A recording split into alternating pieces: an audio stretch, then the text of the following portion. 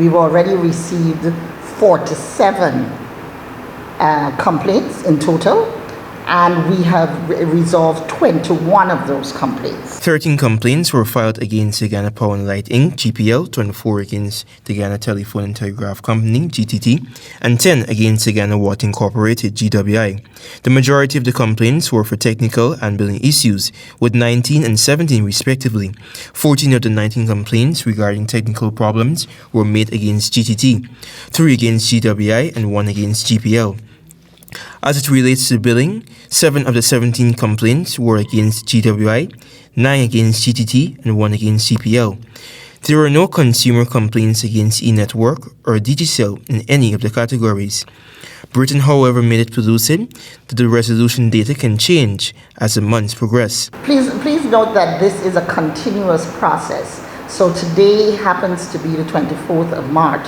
That does not mean that these statistics will not change by the end of today, because we're constantly reviewing, we're constantly collaborating, we're constantly advocating on behalf of consumers and in some respects for the service providers. Companies in breach of service agreements are required based on terms and conditions to refund consumers for poor services administered, Britain warned.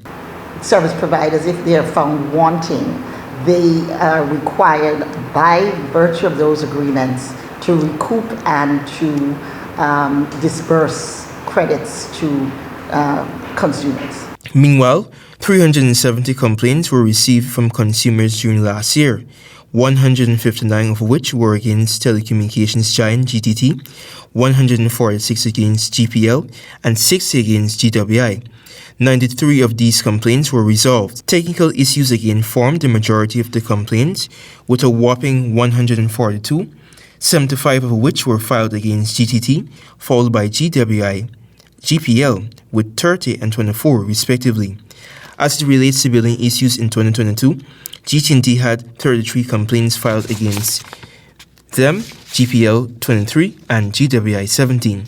Only 3 complaints from consumers were made against Digicel last year and 2 against eNet. Meanwhile, Britain highlighted the human resource capacity as among the main challenges being faced by the PUC. She, however, reported cooperation thus far from utility agencies in relation to providing standardized services for consumers.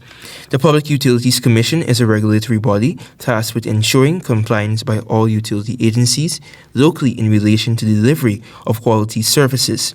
Anthonio Dey reporting for the AGP Nightly News.